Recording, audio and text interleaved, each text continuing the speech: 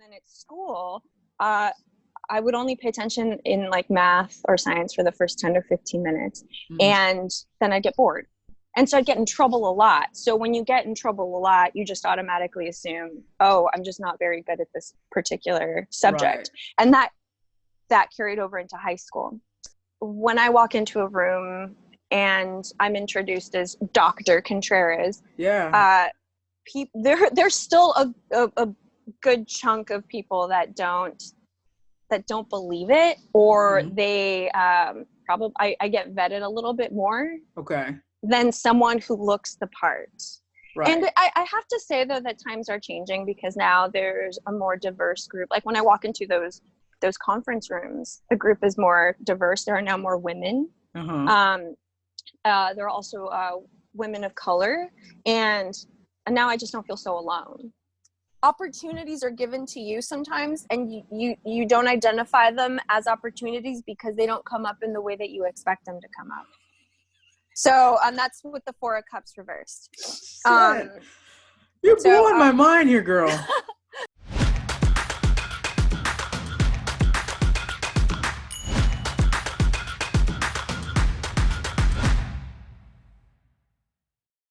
Heidi Contreras. Heidi, welcome to the Reinvent You show. How's it going today? It's going. Thank you so much for having me. I was actually quite shocked that you invited me. Don't even be shocked. I find you so intriguing. Really? I do. I just, because of all the things that you've sort of delved into, I find you quite interesting. And I also think you have an awesome story that you can share with my listeners. And so everything is about, I feel like you have reinvented yourself on several different levels, like throughout your life, right?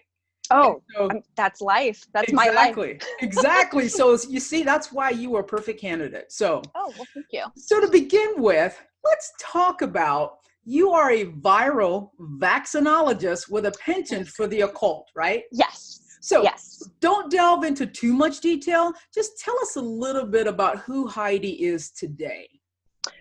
Well, this morning I woke up as a scientist with a morning full of meetings in regards to a vaccine that we're developing. And having to be involved in some of the decisions is quite daunting. But then now I'm home and I'm Heidi the witch. Wow. So, but they're both very similar worlds. You both document things that you're doing on that particular day. You figure out in both worlds, you figure out what works best based on these different approaches that you attempt. Nice. Okay. Does that make sense? Kind of, but we're gonna go really deep in a bit. So first I want to talk about your path as a scientist. A lot of people who probably listen to this podcast probably have no idea what it takes to, the steps, the process, your journey. Tell me a little bit about your journey, because I know, there was a challenge with, with math and science. Tell me how that journey progressed that made you into the person you are today. Like, talk through your postdoc, everything. Sure. So science, how far back do we really want to go? Because science was not what I was meant to do. So the thing about it is, I feel like that is too an example of you reinventing yourself. And so people said, you can't do this. And you said, right.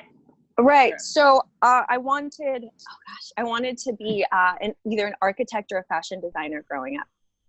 And I was told that I wanted to go to school just to either be a seamstress or a construction worker. And at the time, I know, exactly. And at the time, I didn't realize how sensitive I was, which will be explained later on. Okay. Anyway, so I was told that, and so I kept trying, and then at school, I would only pay attention in like math or science for the first 10 or 15 minutes, and then I'd get bored. And so I'd get in trouble a lot. So when you get in trouble a lot, you just automatically assume, oh, I'm just not very good at this particular subject. Right. And that carried over into high school. In high school, which is funny, like growing up in Arizona, well, the formative years in Arizona, I wanted to surf and I wanted to spend as much time in the ocean as possible. So my parents allowed me to do a surf camp in San Diego while I was in high school. And I said, I want to just be a part of the ocean for the rest of my life. I'm going to go to school for marine biology, mm-hmm. and then go move to Australia, work at the Great Barrier Reef and save the reef. In Arizona, there is no true marine, or at Arizona State, which is my alma mater, there is no true marine biology program. So I said, well, cyanobacteria are super important, like, you know, when the Valley Girl speak, super important. So I'm going to go into microbiology to learn all there is to know about cyanobacteria.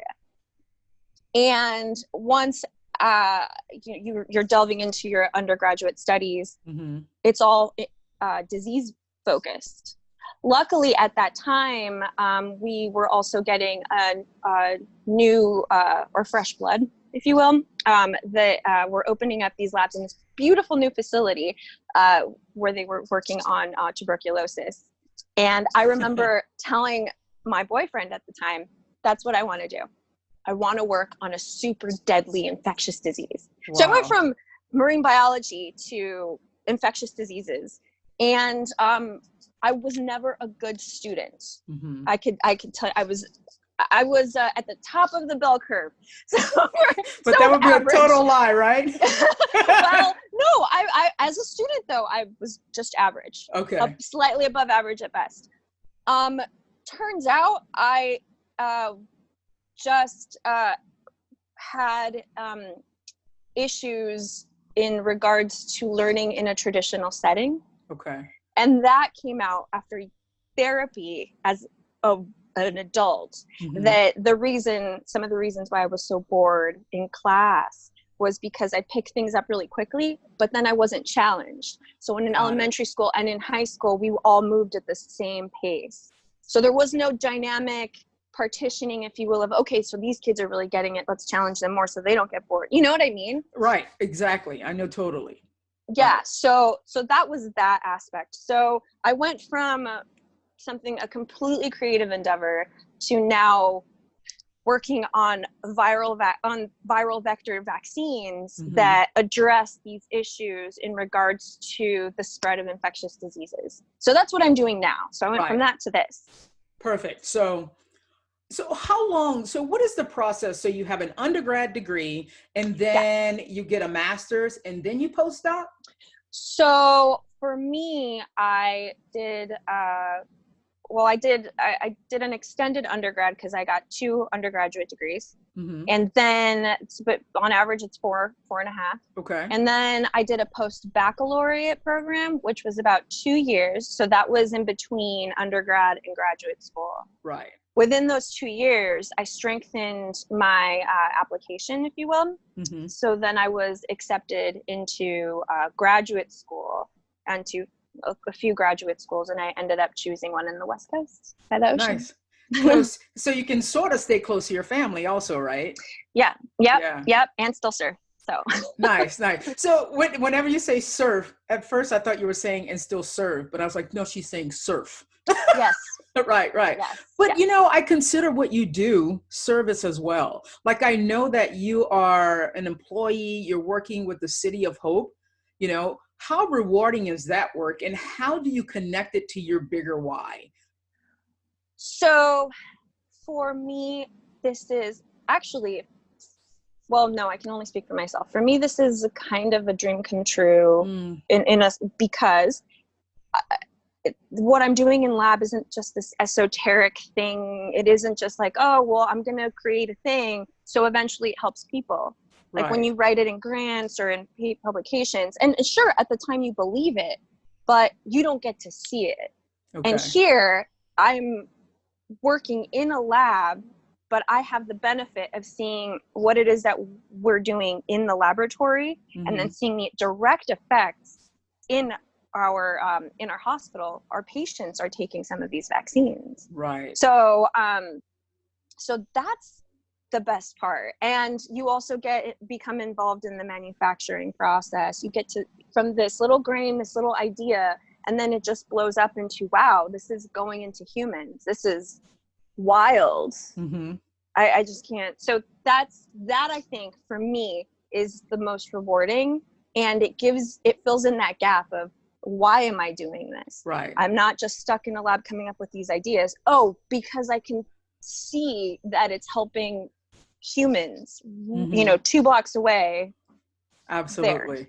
Oh, that's perfect. So I know you and I have had conversation before that you consider yourself a Mexican, not Hispanic, because you're like, I'm from Mexico, right? Right. Right. So, growing up, you're a scientist now. What was that mindset like for you going through your journey? Because when you're a scientist, when I think of a scientist, I think of like older white men. I still do. And okay. We're still surrounded by that. Right. And I still get that. I didn't mean to cut you off. No, you're good. Yeah, it's still very much alive, that preconceived notion of what a scientist looks like, because when I walk into a room and I'm introduced as Dr. Contreras, there's still a good chunk of people that don't believe it, or they probably I get vetted a little bit more than someone who looks the part. Right. And I have to say, though, that times are changing, because now there's a more diverse group. Like when I walk into those conference rooms, the group is more diverse. There are now more women. There are also women of color, and now I just don't feel so alone. Right. So and I'm an aged millennial. I'm an older millennial. So now there are others that look like me in that conference room.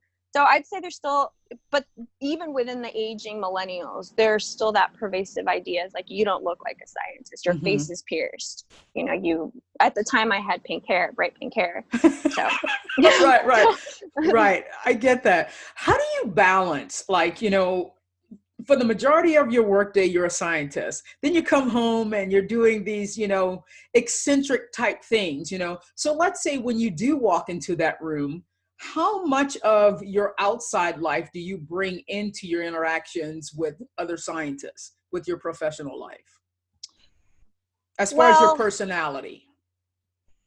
So, how do I'm not a different person. It's a lot of work. I mean, as someone that has been diagnosed with generalized anxiety disorder and chronic depression, I've realized that trying to compartmentalize parts of my personality is just a lot of work, and it really feeds into the anxiety and then the depression. So so it just became easier for me and healthier to just be the same quote unquote strange Heidi in both the workplace, and of course with there is a time and a place to joke around, right? So absolutely. There are social constructs still in place, and there's rules that one must follow because seriousness and rules and reasons. But yeah, no, it's truly the same. And sometimes I do, when things get a little too hectic at work, I do have to excuse myself and retreat in the office and kind of reground and recenter and do a quick meditation. Meditation. Yeah. And by that, I mean breathing, and then just reconnecting with the elements. And people know I'm open about it. Absolutely. I love that. So yeah, we'll talk more about that as well. So, and the reason why I asked that question is because I know, because, I'm a coach, so I do a lot of personality work as well. Sure. And I am, a type 1, you combine all these personality, outgoing. I want to impress others. I want to turn it on when anytime. Right. And it's exhausting, like you said. And so I find it so, cool that you've been able to sort of merge that whole being together, a little bit from over here, a little bit from over there, to where you are the consistent same person all the time. And that's something actually that I'm still working on. Like, I'm a highly energetic person, but sometimes it's like, oh, holy smokes, I don't need to be a 12 today. Maybe I just need to be an 8, And so finding that balance is really, really important. So, okay, let's talk about the elephant, right? This big COVID. Okay. So now COVID has changed lots of people's lives, right? And I know that you're doing work on COVID-19. And has this pandemic affected any of your family members at all? In terms of the disease, no, think source, no. Yeah. I have this, man, I have spoken to my therapist about this. This is how you know that you're kind of still in privilege, because I personally don't know anybody that has been directly affected by COVID. Yeah. I have one of my close friends, she's at LA County USC hospital, and she tells me these stories of just this influx of patients, and it's mostly, our people that are there. And so, I mean, that's difficult. And even though, again, it's not my family, like my blood, it's my people. Yeah. So, and it's my people. Yeah. It's our people. That's right. So, and you think, well, they don't want to wear masks, and that's not true. It's just not true. They need to work. And a lot of these people are essential workers. So that's where it gets me. That's, I guess, as direct as it gets for me. Right. Okay. So, speaking further on that, what do you think has been the biggest misconception? Because you're on social media, we hear all this stuff. We got, probably some right wingers, fighting against some left wingers. What do you think has been the biggest misconception, the lie in dealing with COVID-19 that you really wish, coming from the scientists, people would kind of get a grip? I don't know if this is like as pervasive well, no, that's not true. I don't think it's been written out in black and white. This isn't going to happen to me. It's that mentality. It's not going to happen to me. Right. I don't see it. It's not. It's just it doesn't not there. Exist. It doesn't exist. They're exaggerating it. And so, relating it back to me, the fact that but that's the thing though, is there's also this group of people that they don't see it, but they're constantly anxious about it because it could hit them at any time. Then there's the other blissfully ignorant people, blissfully ignorant in the most loving sense, in that, well, it just won't happen to me because if it would have happened, or if it was meant to happen, it already would have happened. Right. So that for me is the biggest misconception, because everything else is blatant, right? Like you have this false documentary called, I think it was called Pandemic, with a female researcher that was saying, I can't remember, about the ocean having healing powers. Oh. Yeah, it was early on in the US pandemic thing, where I was getting family members sending me videos like, does this have any merit? I'm sorry. I know, but I validate that you're concerned about this. I acknowledge and not validate. I can acknowledge it, but I can tell you that no. That this is ridiculous. Yes. Like there was one night, like I like to read the news on my phone, of course, and I usually go to like Yahoo. And there was one time I read an article that's like, oh, don't use your 5G network because that's the 5G. Well, it's not an article scientific, but it was something somebody wrote. Yeah, that's actually. Yeah. I just can't even. I don't even know how to address that. Right.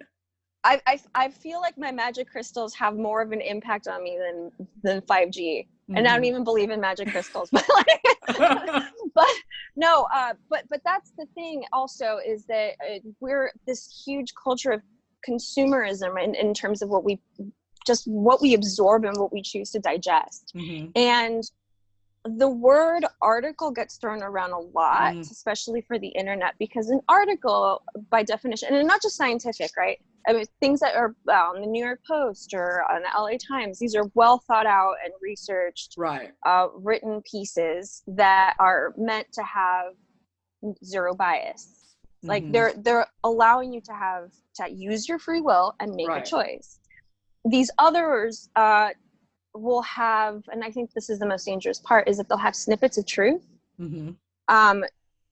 manipulated in such a way that they're presented in a formal manner, and so that they are misconstrued as articles. So when I read an article, well, what did you? Did you read an article? That's why I asked you. But I love that you said article, because that's true. Mm-hmm. It could have just been titled article or underneath, when in reality, someone had a suspicion and read a thing on Quora or whatever that 5G is 5G is the devil.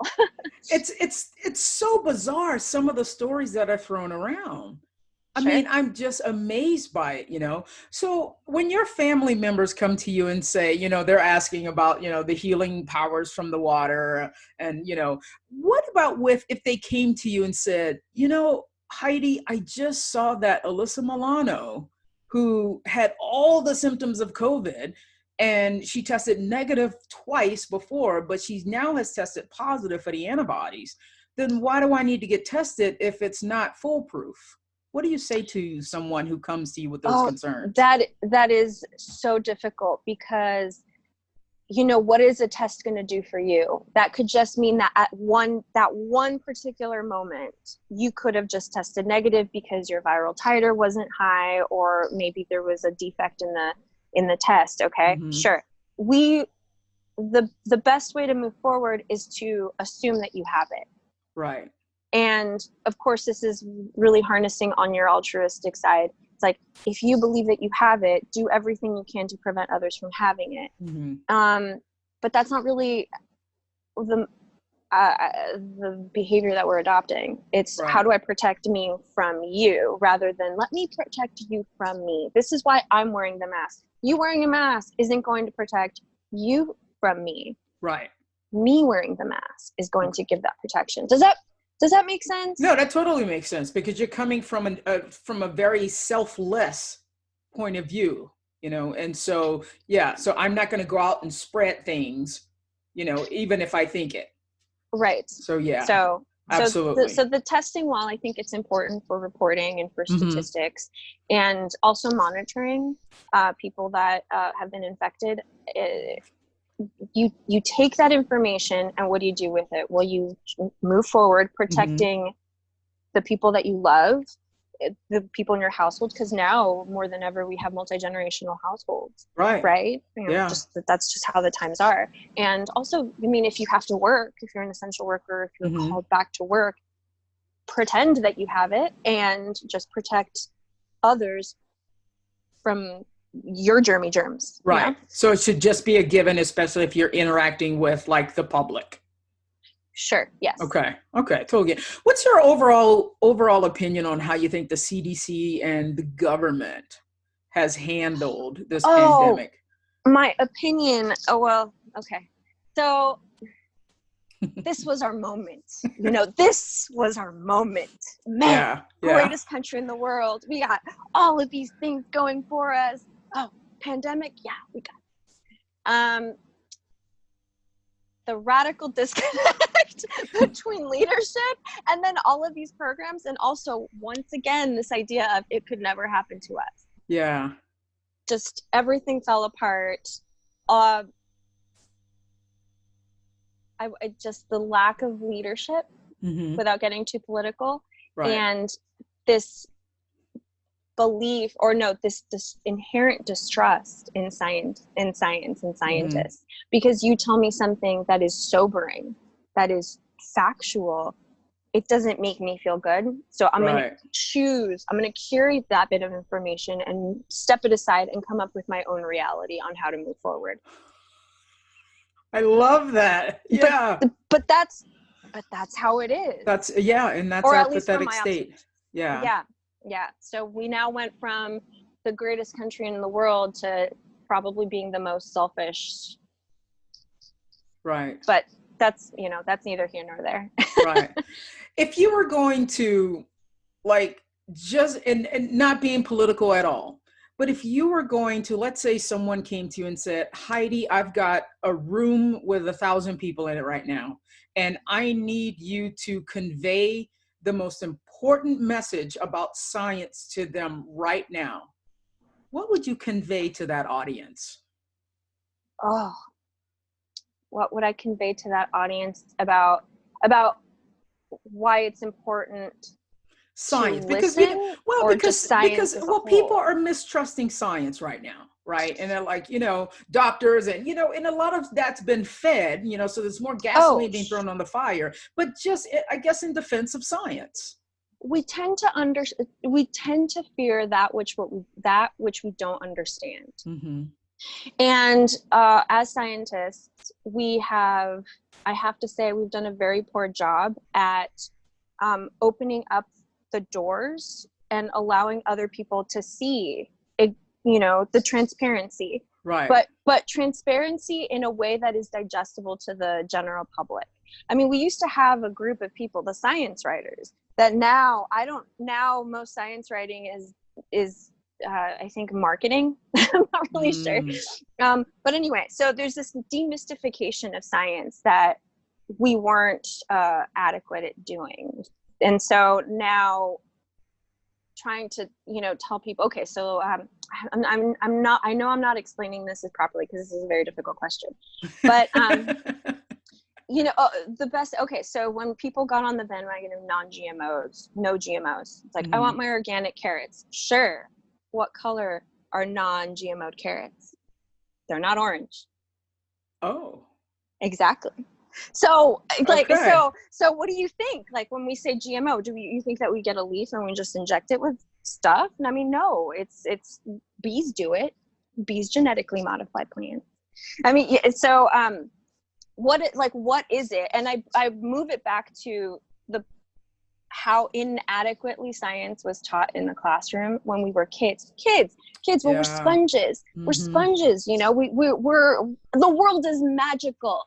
We want to learn all the things. We want to get our hands dirty. And that's how science needs to be taught, right? It's a craft, it's creative, it's artistic, and to allow the public to see how it is that science is conducted and how ethical how we have all of these we have these accountabilities that we're held accountable to we have to be ethical. I can't words right now, so bear with me. We have to conduct science and research in an ethical manner to improve the greater body of knowledge and to help, for the greater good. Right. And and so it is not understood how it is that we carry about just a regular experiment, and what you don't know, you fill in those gaps. And movies also don't help. You fill in the gaps. You make it up. You make it up with whatever narrative you want. People don't understand 5G. What are they like? Do they understand how 5G works? I don't understand how that technology works. Not I mean, at all. I have an idea, but I could tell you that I'm not going to fill in those gaps. That brought COVID. Yeah. Once those towers got up, COVID. Yeah, that's just not how it is. So, science is about discovery. It isn't. It's not foolproof. We're always learning. Just as it's kind of like the Earth trying to self-discover itself, and you are trying to self-discover yourself. Like, that's science. Yeah. At least that's the way I see it. I know that's probably not in a very cute, succinct way of saying it. But I've never been asked that question. I would have to think about it. I want to journal it after. Yeah. Oh, nice. I'm a fan of journaling as well. I reflect on, if I were not married to a scientist, I would not, I don't know. I don't know what my opinion would be, but I know that I know a whole lot more because I am educated about it at home as well. Right. And so when we're thinking about like COVID-19, because COVID it's a virus, right? Okay. So, again, clearing up misconceptions. So is it just from like you go in there and you touch something someone else has touched, and then there's these live little viruses, like little bugs crawling up somewhere, and then you touch your face and like, how does that transmit? Is it that you have to actually poke in your eye, poke in your nose? How does it get into the places where it infects your body? So we say in aerosols. So it will be an aerosol, like spittle. Right. So when you're talking or coughing or screaming, you spit. And so when you get enough virus internalized, whether it be through your nose or your throat or your mouth. Sometimes, I mean, it's not very clear. I haven't seen any, I haven't seen, not saying that it doesn't exist, but I haven't seen any research saying necessarily through your eye. But as long as it goes into the airway, and then you can spread. But it also depends on the amount of virus that you're being exposed to, the length of time that you're being exposed to it. Yeah. So, and there was an idea about fomites. So fomites, like if they can exist. Apparently there was a study early on that they could be stable for a few days. I can't quite remember. But if you touch a surface and then you touch your mouth, the idea is that you can probably get enough virus to go through, and as you inhale, you get it in through your trachea or through the airways. Although most of it though, the transmission that from the cases that I've read about and heard about, that I can say, okay, yeah, that's a vehicle transmission, is just by talking and sharing and communicating and spittle. Okay. They're very similar to tuberculosis. Okay. Yeah. Well, I don't know a whole lot, but I have found so much enjoyment, and like I heard somebody describing it, it's almost like it's got these arms and legs, and it comes and fools the mother cell into thinking it's an imposter, and it gets in there and then does bad things to that home cell. Well, kind of. So, I can tell you, if you want to go into that kind of detail, not too technical, but right. So coronaviruses get their name from these surface proteins on the virus surface, and we call them spike, and they look like crowns. If you look at electron EM images or cryo EM images of virions, live virions, you can see that they're studded with these crowns, and it's those crown-like proteins, we call them the spike protein. Actually, a lot of the new vaccines that are coming out are using that spike protein to vaccinate humans. Anyway, so what this does, it's this protein on the surface of the virus attaches to a cell surface receptor called the angiotensin 2. So it's ACE2. It's the ACE2. I'm sure you've probably heard about it. So it binds to ACE2 via this receptor binding domain within the spike protein, this crown-like protein. So once it binds, it induces this huge shape change, so that the top part, the part that bound to the human cell receptor, the ACE2 receptor, stays bound, but then the other half it's kind of hard to explain with hands, but it hairpins and it pinches the cell membrane with the viral membrane so that we get fusion. So that now the virus can release its genetic content, and it can start making or amplifying or creating proteins from its genetic components. Right. I'm trying to not be so technical right now. Girl, it shows you how non-science I am, because you're blowing my mind, but I love it. The fusion, that makes so much sense to me. So it fuses, and so it releases its content. So now it's making this machinery to not only fool your immune system that it is non-self, that it's saying, don't attack me, I'm harmless, but also hijacking your parts of your machinery so that your cells can make more viral proteins, so that it can come out and release bud out, and you now are propagating virus, your little virus machine. Wow, thank you for that. Yeah, I like that. Okay, now we're going to transition to because we've definitely gotten our feel on science, and thank you so much for that, because it just, I know I, for one, like when I took science in high school, I wanted to deliver a speech about it. I didn't want to just memorize and take a test. I wanted to act it out. So what you just did falls right into my wheelhouse. Okay, great. Even though I don't know how to.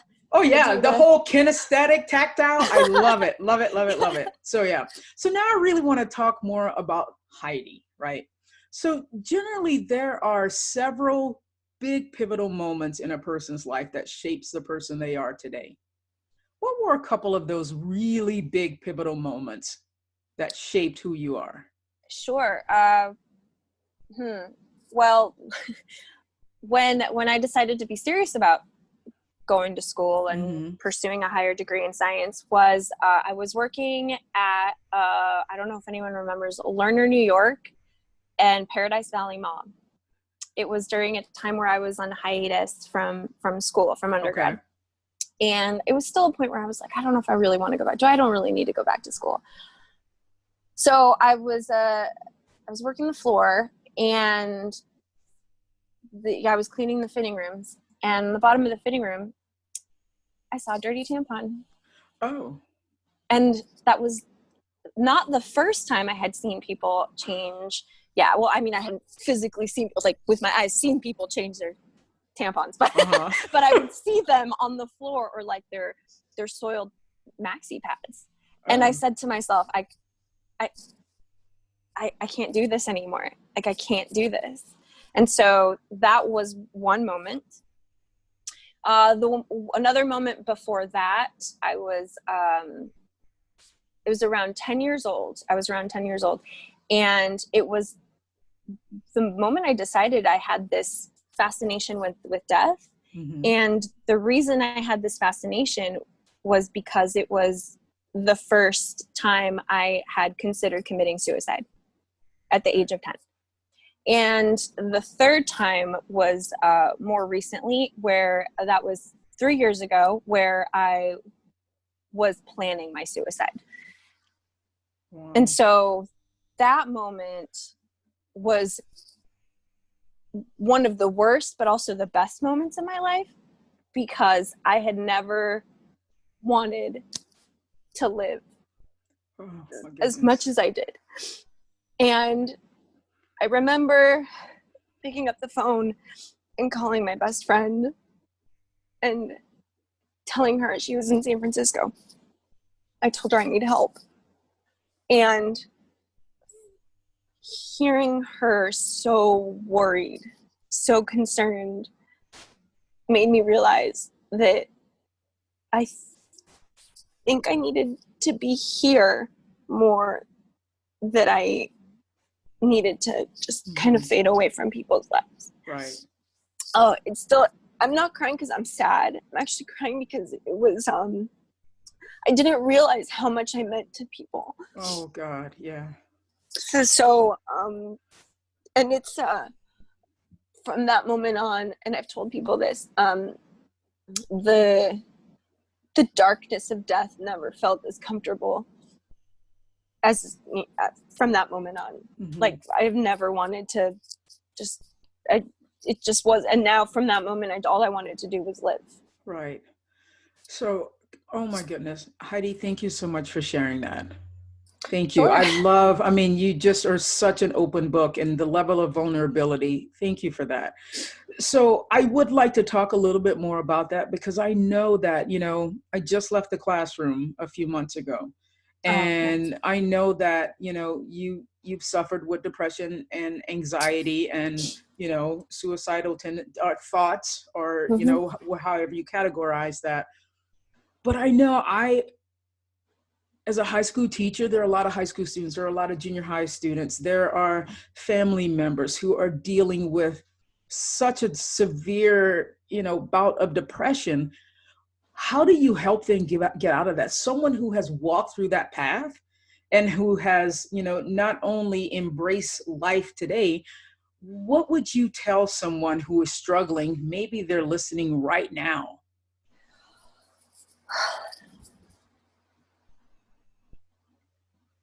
Please don't give up on yourself. No one has given up on you. That's really it. Yeah. Because it's constantly reminding yourself about that. Right. That no one has given up on you. Please don't give up on yourself. Right. So it's and for other people who are like, my cousin is, so would it be that we would just keep reinforcing how valuable they are to our lives, as far as if we had a friend, or is that too much? It's a very unique journey. So I tread lightly on this topic, because I have actually been asked by many people, how do I deal with my little brother who has suicidal ideation? we all suffer at varying degrees. Some people, and this has been a very controversial topic, where I don't understand. I only understand how dark the darkness was for me, and it got me to that point. I don't know how bad it is for others, that anything I can say can convince them otherwise. Right. So it's so difficult. The best thing I can say is to just talk to someone and ask them for help. There is a way out. There is medical support for you. You are not alone. And being okay to talk about it, you would be shocked how many people have been on this journey as well. I felt like I was weird when I said that the first time I thought seriously about committing suicide was at the age of 10. I didn't know that was weird. Right. Neither do other people. And so they don't talk about it. And also, so me being open and telling people, oh, I've been diagnosed with this, I've been diagnosed with that. Oh, wait, you thought that too at the age of 12 or 10 or 17? Oh my God, so did I. I thought I was alone in this. Right. And so then we get to talking, and that's helped some people. I've also, but anyway, yeah. So that's what's been helping. I'm sorry, I don't have a very poetic way of,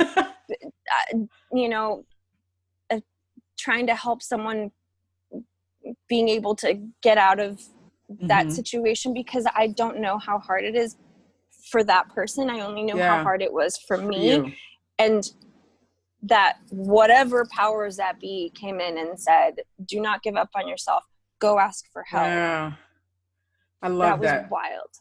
Wow. And I still remember when you told us, that you had gone through that. And when you just shared a few minutes ago that you had no idea, like your best friend that you called, you had no idea how much you meant to her.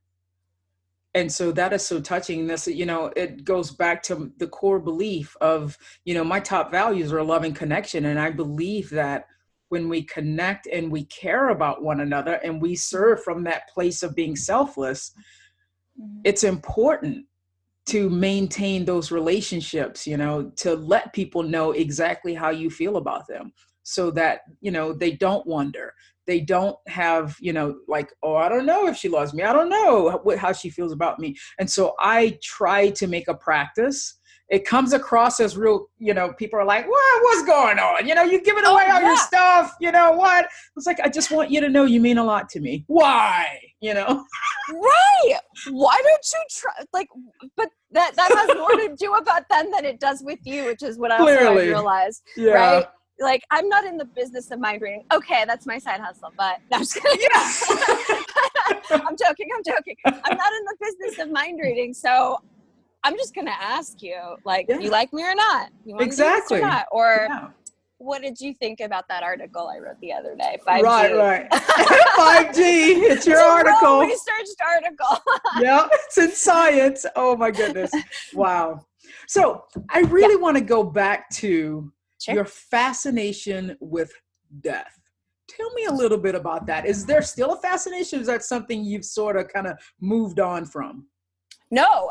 So I'm still fascinated with death in a very different way. Okay. So my practice has evolved, from creating circle or meditating, performing ritual, to reconnecting with my ancestors. So I'm talking about even my father, who passed away, which was funny because you asked me, I'm going to continue on this topic, but earlier you asked me what was another turning point in your life. Yeah. You would think it would be the death of my father, which was absolutely devastating. But actually that was, while it's still painful to this day, I kind of had been mourning his death for a year, because we knew his health was slowly deteriorating.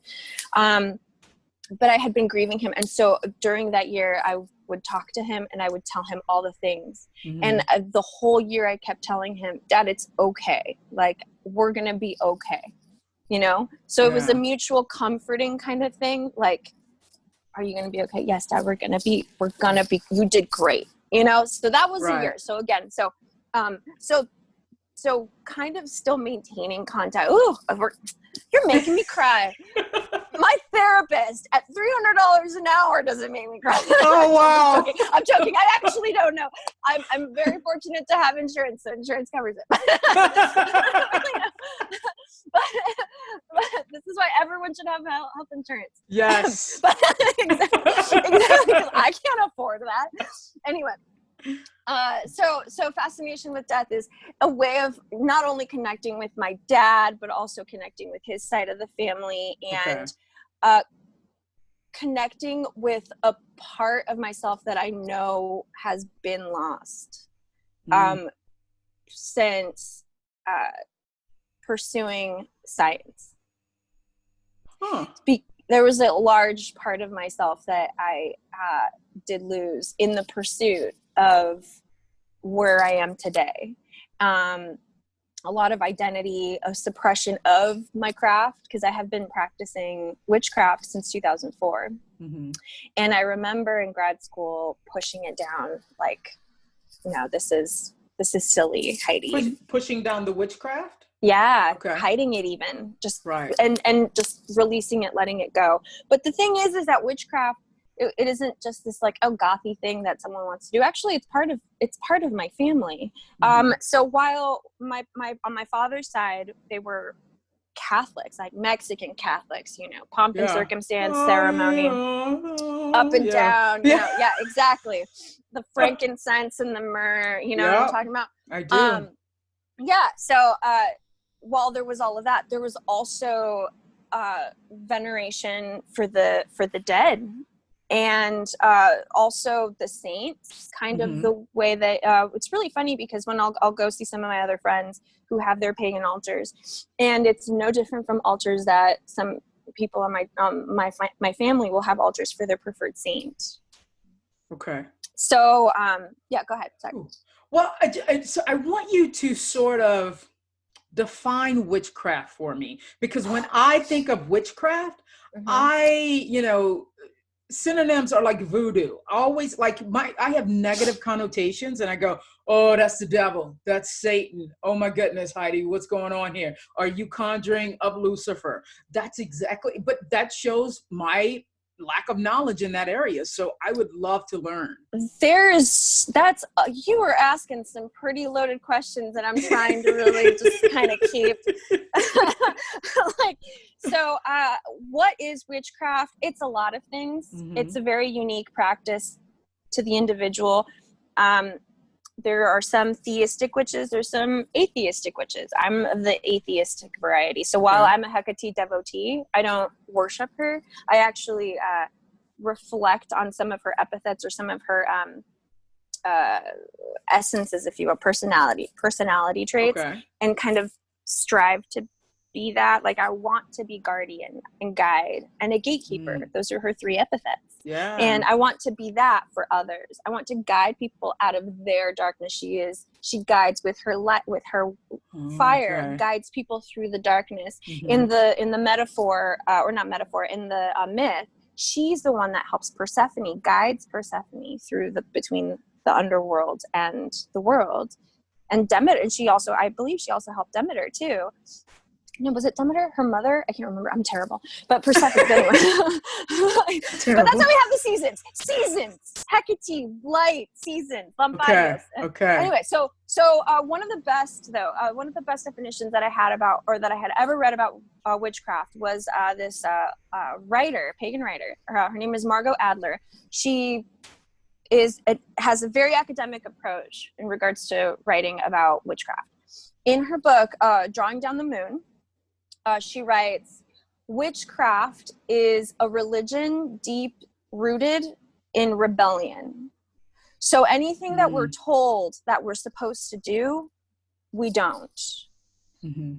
So we morph it into whatever feels in the greatest alignment to who we are and serves our greatest and highest good.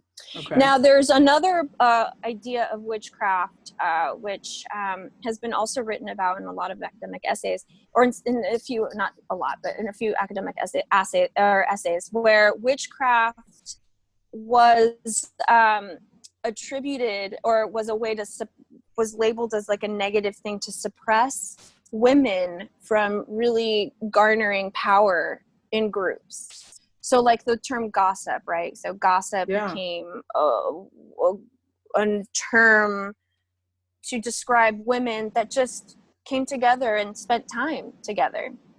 That was it. But it was a way to just keep them from being able to get enough power to have any control in their village or their town. Does that make sense? Yeah. And so then people would say like, oh, coven. So to suppress them, they'd be like, you're a witch. You're in a coven. You practice witchcraft because you did a thing. You took it upon yourself to do a thing, and it happened. Yeah, the Crucible, Salem the witchcraft. Yeah, the Salem witch trial. So that's my best definition of witchcraft. Okay. Do you think, like, with your fascination in death, like in,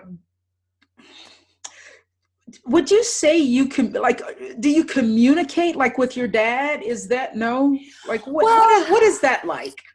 Well, okay, so therapeutically, I communicate with my dad. Like, Dad, I'm having a really hard time. Things like things I do that with my mom. Yeah. Yeah, I mean, do we know that they're there? We don't know. We want to believe that they're there, right? Because we want to believe that the soul exists and energy, and we want to believe those things. While the dead seems terrifying because, well, what happens after this terrestrial, this 3D existence? Like, what happens? And there's arguably there's proof. I'm of the belief that, I don't know. I mean, power suggestion. I'm fascinated with what I don't understand. Okay. Which is also why I'm a scientist. So the idea that while I don't know what happens after this life, I don't know where my dad is. He is my closest connection to death. Does that kind of make sense? I can't touch it. I can't, but my dad I was so close to my father that he is my closest tie to death. Right. And so me kind of honoring his memory and reconnecting with my ancestors or my grandmother and learning about them and understanding them is my closest connection to death. Okay. And to my past and my identity. Okay. Which are all sort of, surfacing. Like, have you kind of, come to terms with the part that you were hiding more? Is that all reconciled now? It's a lot of healing. I'm still healing Catholicism.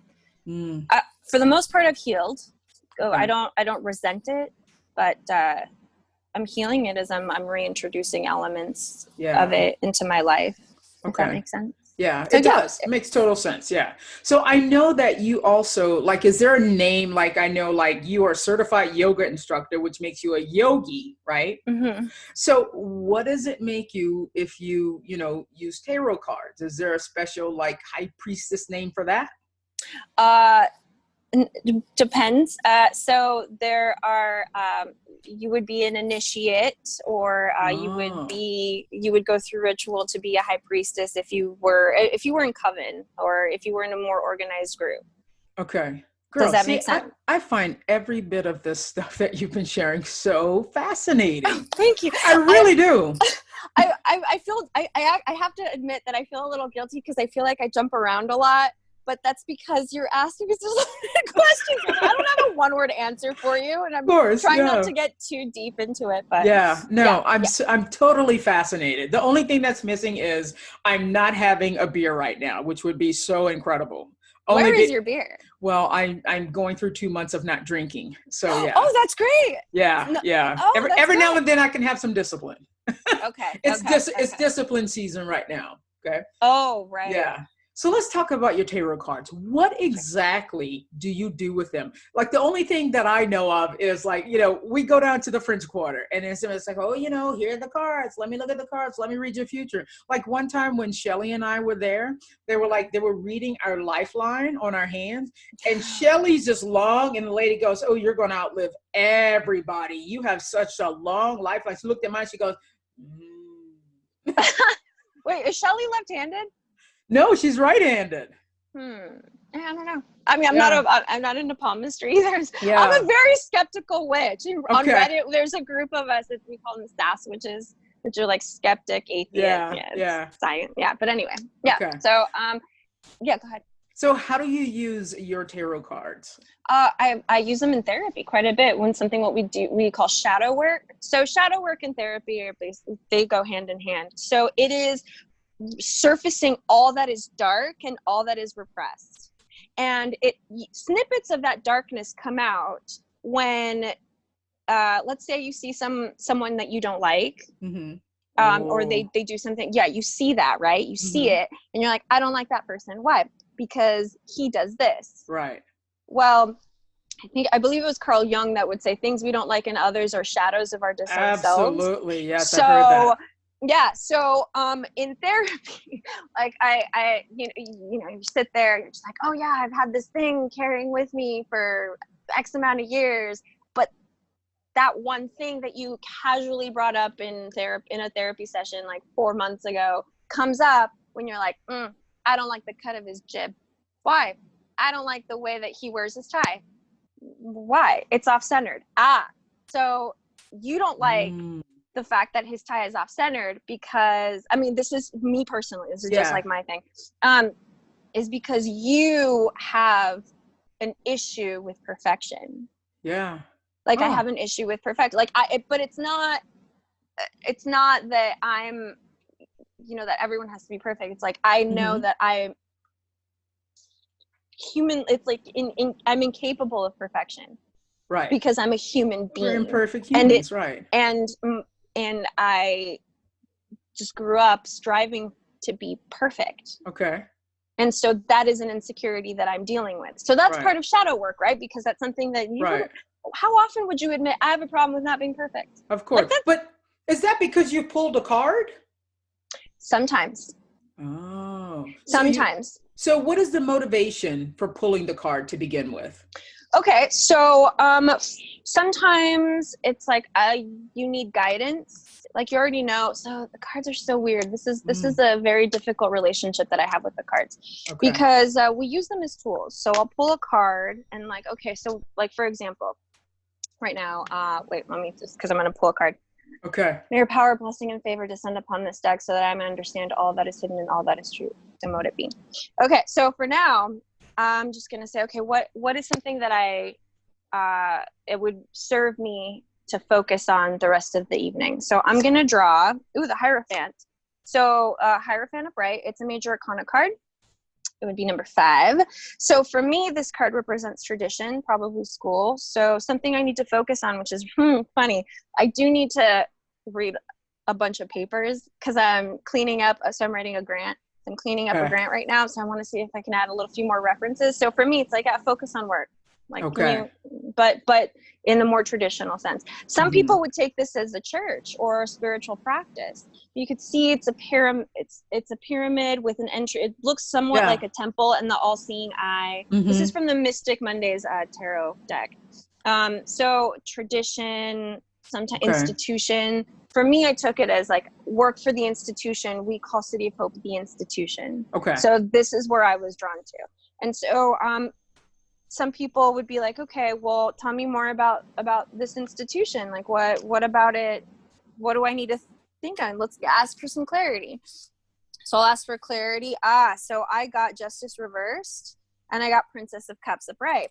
So the way I would interpret this is with Justice reversed, it's like I'm feeling that there's an unfairness going around, which is true because I'm really upset about the parking situation. So they're having all of the employees, non-executives and non-VPs or presidents or CEOs, we're moving off-site. So they're going to shuttle us in the time of COVID, mind you. So, and we're not even eligible to buy a parking spot or to rent a parking spot. we're not eligible because we're peons. Right. So wow. This is the injustice. Okay. Card, Princess of or in most decks it would be the Page of Cups. In this case, it's the Princess of Cups. I see this card as like, just trust yourself, trust your intuition, trust that your feelings are correct, and just have the confidence that you can move forward. You can just keep going forward. So these are the things that I need. It's the feeling about work right now, but also this is really hearkening on to my self-esteem issues. Now, how did these cards know what they don't know. Mm-hmm. They don't know what I'm going through. My interpretation of them is a way of going in, diving deep in, and it's like something that's helping me. It's assisting me to focus on the thing that I've been struggling to work with. Right. Does that make sense? Yeah. And is that something like that you've been trained to do? Is there a certain kind of training to learn how to read tarot cards? No, because when I learned, I was still in what we call the broom closet. So I was in the broom closet. So I was teaching 7 minutes in heaven. Why the broom closet? I learned that from my high school students. No. I meant because witches have brooms. We travel in brooms. Oh, okay. I'm like, what were you doing in that closet, Heidi? PG-13. Yes. Okay. No, got it. We're in the broom closet because I didn't come out of the broom closet. I was a witch, and I just stayed in the broom because that's where I keep my broom. Okay. Yeah. Anyway. Okay. Perfect. Okay. So I was self-taught. Okay. So if I came to you, why would I come to you? Would I come with something that I wanted guidance on? Would I come with an issue? Okay. Yeah. So, one of the most common misconceptions, again, we don't understand. What we don't understand, we fear. So this is not of the devil. This is just a tool for introspection to help pull out some of the deep down secrets that you have. Okay. Ooh. So, that sounds scary. Deep down secrets. Well, but secrets, no one is going to think they're interesting. Like how knowing that I have this penchant, or not this obsession with perfection. Like, why would you care? Just like, hey, you're weird. Right. I know, I'm working on it. But, what was it? I'm sorry. I lost. What would I come to you for? Oh, so a lot of people do come for guidance. Oh, that's where I was going. Misconception regards to the tarot is that it can tell your future. It cannot tell your future. Okay. That would be stripping away your power to choose, your ability to choose. That is a gift. Our free will is a gift that we don't really appreciate very much. And so, but what this is a tool to help you present possible options. Most of the time for the self, it's difficult because even the cards have their meanings, but we still choose to interpret them however we in our lizard brains want. Okay. Does that make sense? Yeah, lizard brains, Yeah, so sometimes like, what does my love life look like? Okay, I don't know, but I can ask the cards to give me an idea, and I can communicate that to you, and then we have a discussion. Okay. I'm obviously by no means a therapist or a counselor or anything like that, but it is a good way to get people to start thinking. And kind of work their way into starting to work their way into a space where they feel that they're truly in alignment with themselves. Does that make sense? Yeah. Let's do a thing. Yeah, let's do a thing. I want to do a thing. Okay. Do you ask me questions? What do we do? You can ask me questions. So I do a 5-card spread where on the top it'll be the overall. And then on the left it'll be your most recent past. Center is what you're currently experiencing. Okay. And this is where it gets kind of strange.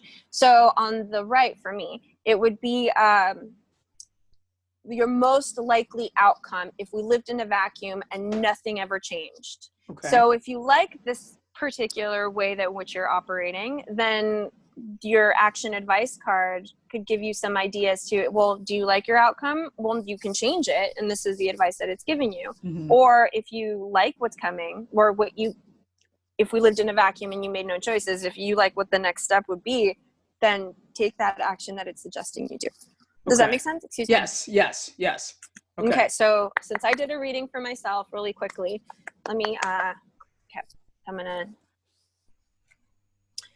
it's going to take a minute, sorry. Okay.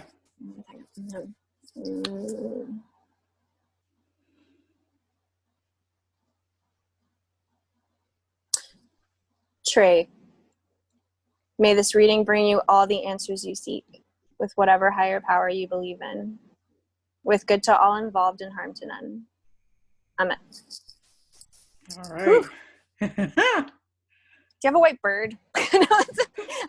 like a white bird, or even a white, like not quite a dove. I don't know why I'm seeing just a bird.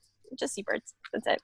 Sometimes, like, I have to say that, not that I necessarily believe in that stuff, but like sometimes, like, I get little images that pop up, and maybe that means something to someone. But I don't know. Huh. I don't have a white bird, but the first thing that came to mind was my mom and my sister on their flower, because I have memory boxes. Now I want to get up and go look and go, is there a white dove in there? You know, a fake one like that came with the flowers. Sure. Yeah. So I'm like, maybe. Oh, that's crazy. Maybe, yeah. Huh. See, already, I don't know, but it's already getting you to start thinking about things. Right? Yeah. Right? Yeah. So that's the power of the craft.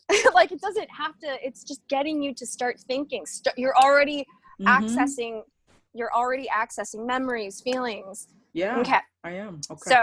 So in your overall, you have the Hermit reversed. So I'm just going to draw the cards. So in your overall, you have the Hermit reversed.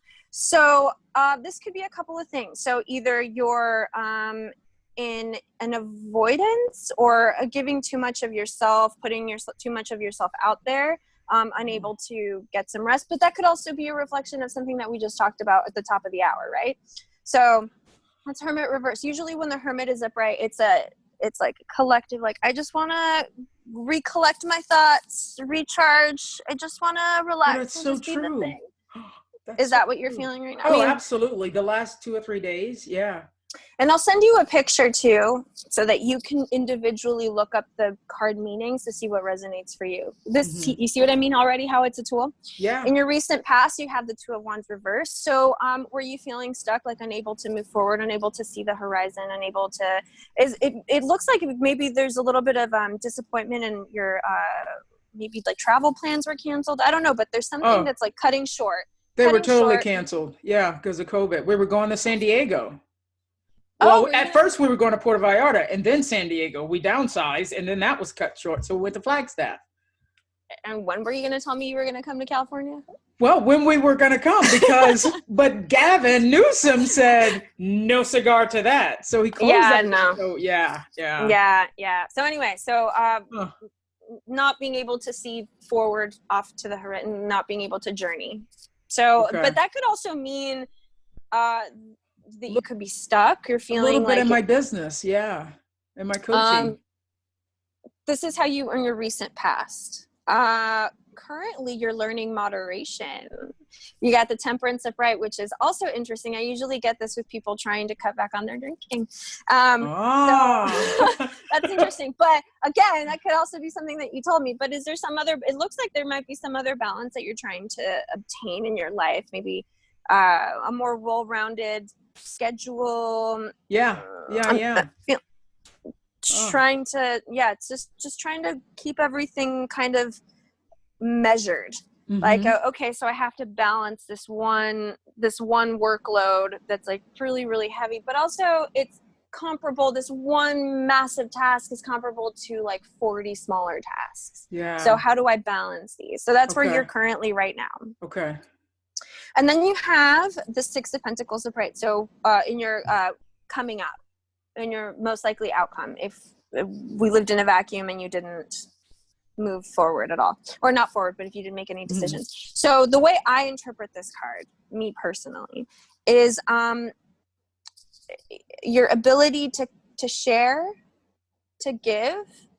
But the thing is that you're kind of hoping to be in a recharging state. And the reason I say that is because in your action advice card, it's actually more advice. It's you're experiencing the Five of Pentacles, which is a little bit of a hardship.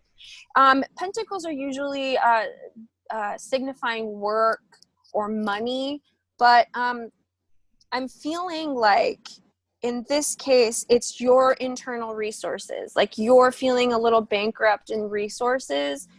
And so that is somewhat weighing on you. You're less giving of your energy, less giving of your time. Maybe you're, unless someone's asking you for money, but most of it is just you not having enough resources to be able, you don't have the bandwidth currently. Through this lesson of temperance, through what you're experiencing right now, you trying to balance it out is going to help you get to the Six of Pentacles, where you're able to share, where you're able to be a little bit more giving. Okay. Does that make sense? Makes total sense. Yeah. Really? No. I've been doing this for years, and I'll tell you. You want me to tell you why it makes sense? Do you want me to wait before you do? Oh yeah. Do you want me to ask any more clarifying questions? Because I can expand on things. Don't tell me details yet. I want. Okay. You know. How specific can I ask? Okay, so that's you brought up an excellent point. Should is definitely discouraged, because remember, we don't want to strip away your ability to choose. Okay. Because you have free will, but we can ask, what is your greatest and highest good? If I choose this path, what is the most likely outcome? If I choose this other path, what is the most likely outcome? You now have options that are presented to you. You get to make a quote unquote informed decision in regards of how to move forward. Okay. So if I said, what is the path that I should travel for my next steps? Is that too vague? In my business? No. Okay. So what is what's my next action steps? Okay. So what are some advice? Can we get some advice for her next step in regards to her business? You're definitely feeling insecure, a little overwhelmed with options. There are a lot of options available to you, for sure. You know, you're stuck in this place where you're burning the midnight oil, but you're feeling like it's all hard work to no avail. This is the cards.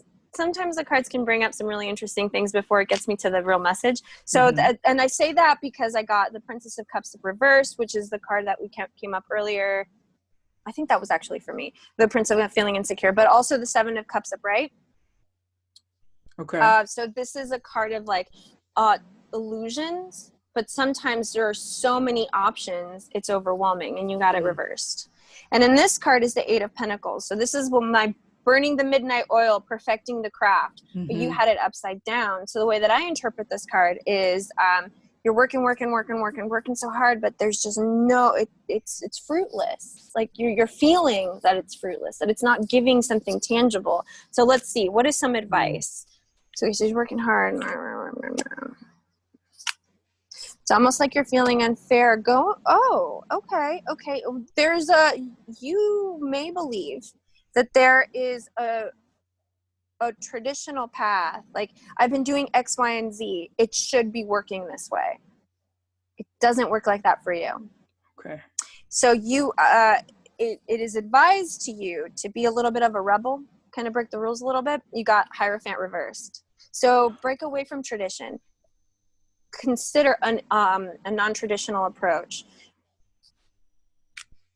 Have you considered talking to people about the injustices? This is going to sound crazy, but injustices that they face in the LGBTQ community? Yeah. Because that's one like for an episode or for an approach, because that's a lot.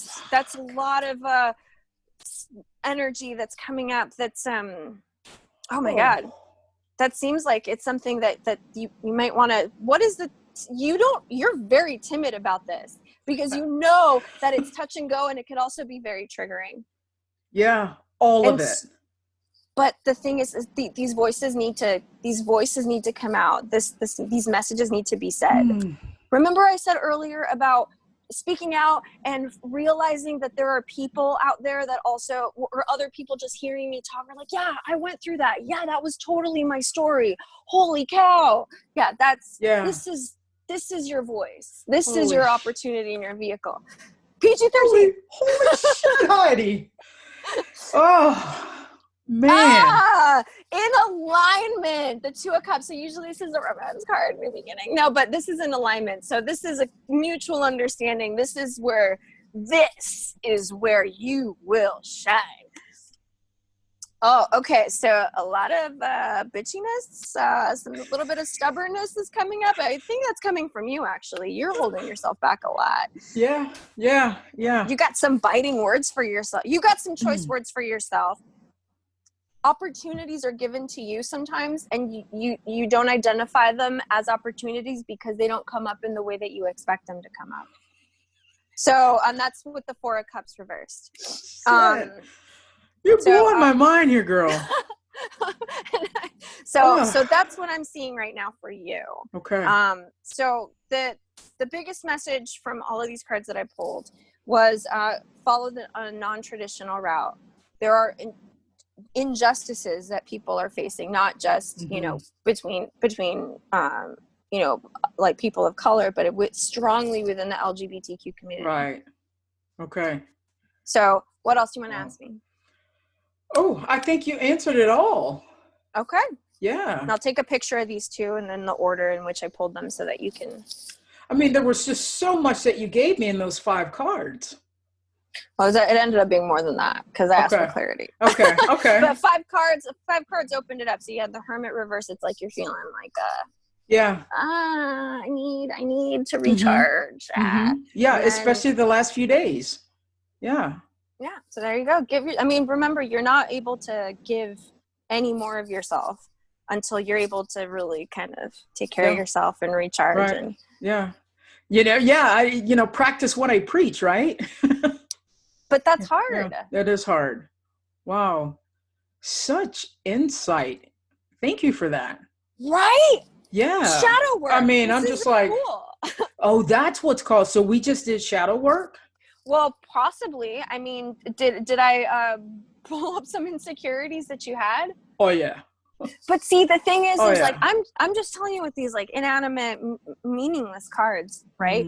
But the words that I'm using are somehow drawing a reaction from you, right? And so, but that's all you. All of that is you. And so you're accessing a part that maybe you're just usually uncomfortable accessing, or you just don't like to, because we tend to curate our experiences so that we can navigate forward. Right. And so maybe this is just one of those things that kind of shakes you and is like, nah, bitch, you got to get that out. Come on. Let's talk about it. I love that. It's like, let's talk about it. Yeah. Such power in everything that you just said. Yeah. Thank you so much for that. Yeah. You're welcome. The non-traditional route, I have been second guessing myself a lot. I do want to reach out to the LGBTQ community, and I just haven't done it. Why? You don't have to tell me. Let's ask. Let's ask. Let's do. Ask. What is keeping her from reaching out?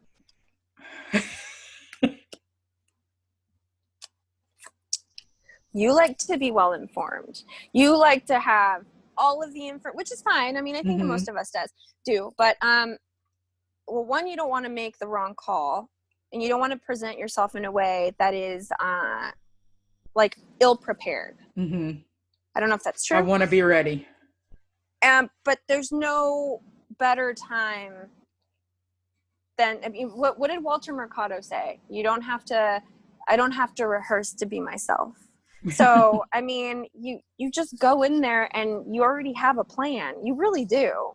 Maybe practice and articulate the plan. There's another thing going on here. Hold on just a second. Yeah, okay. So if it makes you feel better, you can prepare. You can prepare, but the thing is, one of the concerns that I see, again, it's up to you if this is true. The more prepared that you feel like you are, the more the higher your expectation rises. Does that make sense? Yeah. So you're minimizing the space for feedback. So like if you feel like you're well read in a particular subject, right? You you may not feel like you have space for people to help, help you improve upon an idea or a thing, right? So, a little bit of fixed mindset. Yeah, and but even like with writing, okay, so like when I wrote, so when I wrote my script, I tried to not be so rigid in terms of like the stories and the characters, because I only knew from my experiences. I don't know what sells. I don't know what is a good sitcom. So you don't want a completely finished product because you don't want to be married to it, because with what you feel is a completely finished product increases the expectation, your expectation, so that denial or that criticism can become like a personal attack. Yeah. So if you're not committed entirely, commit to your dream, but don't commit to the idea entirely like that. Right. I mean that's just you do whatever you want. But right. Nice. I didn't know you were a writer. Okay, so after the suicide attempt, it was an attempt and plan. I learned that a lot of my depression and a lot of it I hid behind jokes, and just joking and self-deprecation and whatever. Yeah. That's just how I hid, and so it was quite shocking to even my mother that I was depressed, that I was even suicidal my entire life. She just never thought that. And then, after I got help and after I got diagnosed, I remember some crazy stories between my best friend and I from grad school. And we're like, these are such wild stories. We should write them. And, grad school, I don't know, maybe Shelley had a different experience, but mine was really difficult. And so there was no eating, like I was just not healthy, but it was a lot of drinking. Okay. And when you're working with like she's working with a virus and I'm working with bacteria, and you go in there and you're hungover, and then 2 years later you're writing, papers, and you get awards for research, and you get grants, and you're just like, how am I even doing this? Like, I'm drunk most of the time. My. I don't know.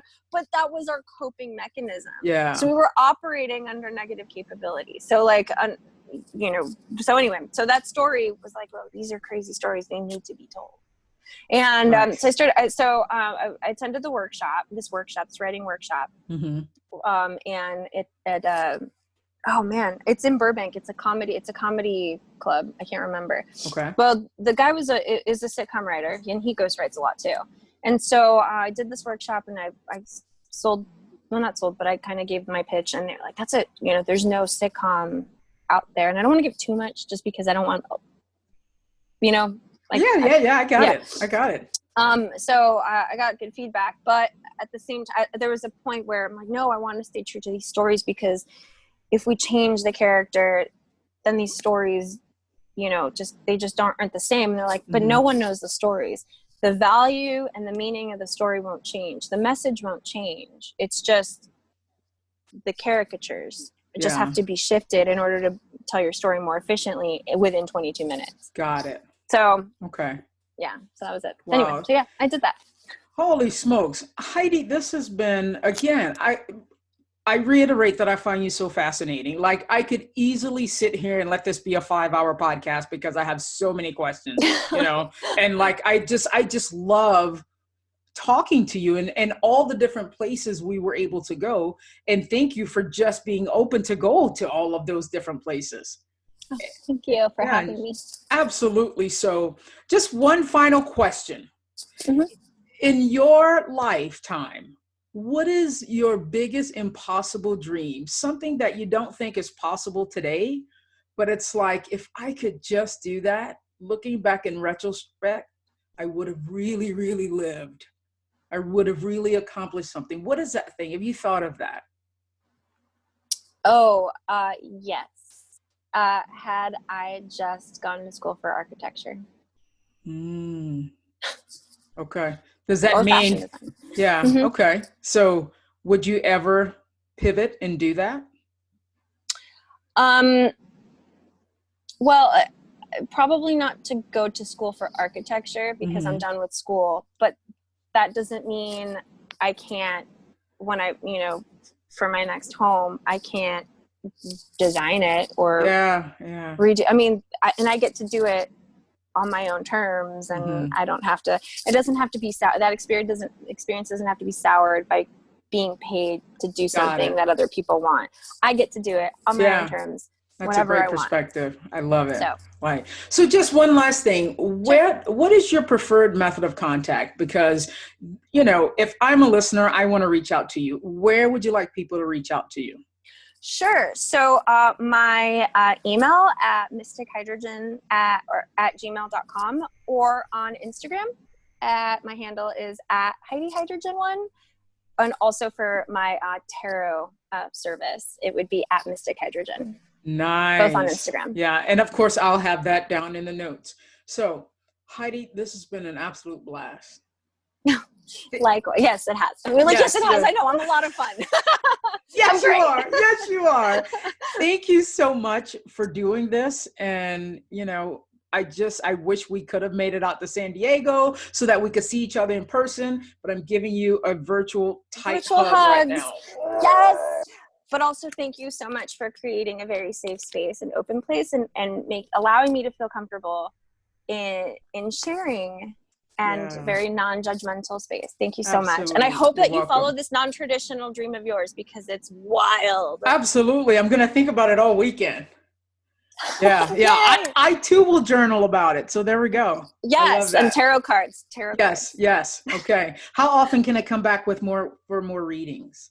It depends. So like if they're large, major shift change readings, you can just text me once a week, or but if you want like whole spreads, like I want career, life, once a month. Okay, perfect.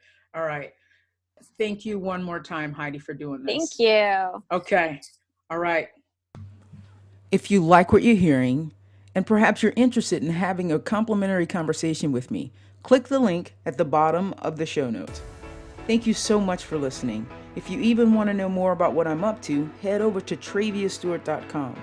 And if you like seeing the videos of the podcast, every episode is on my YouTube channel. Take care, guys.